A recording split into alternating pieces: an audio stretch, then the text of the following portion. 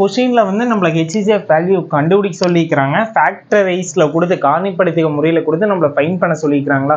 First நம்ம இதுக்கு factor என்னென்ன இருக்குன்னு சொல்லி கண்டுபிடிச்சிருவாங்க. நெக்ஸ்ட் வந்து நம்ம HCF கேட்டோம்னா HCF எப்படி அப்ரோச் பண்ணுன்னு சொல்லி பார்க்கலாங்க. ஃபர்ஸ்ட் பாருங்க, மல்டிப்ளிகேஷன் பண்ணால் -12 வரணுங்க, ஆட் பண்ணால் +4 வரணுமாங்க. இதுக்கு வரக்கூடிய மல்டிப்ளிகேஷன் பண்ணால் என்னென்ன ஃபேக்டர் நமக்கு வருங்க, 1 × 12 வருங்க, 3 × 4 12 வருங்க, அப்புறம் 6 × 2 வருமாங்க.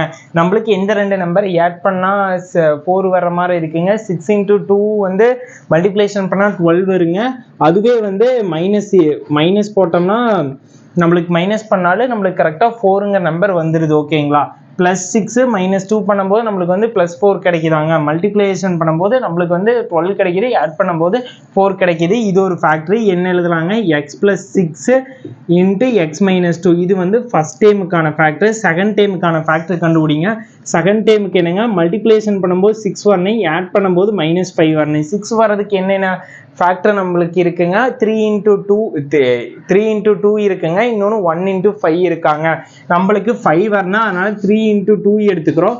மல்டிப்ளிகேஷன் பண்ணால் 6 வரணுங்க. ரெண்டுக்கும் ஒரே சிம்பிள் போட்டால் ஆட் பண்ணால் -5 வருதாங்க. ஏன்னா ஆட் பண்ணும்போது அதே சிம்பிள் போட்டு ஆட் பண்ணிப்போம், ஆட் பண்ணால் -5 வருது. மல்டிப்ளிகேஷன் பண்ணும்போது 6 கரெக்டாக வருது. என்னென்ன ஃபேக்டருங்க, x - 3 ஒரு ஃபேக்டர், x - 2 ஒரு ஃபேக்டராங்க.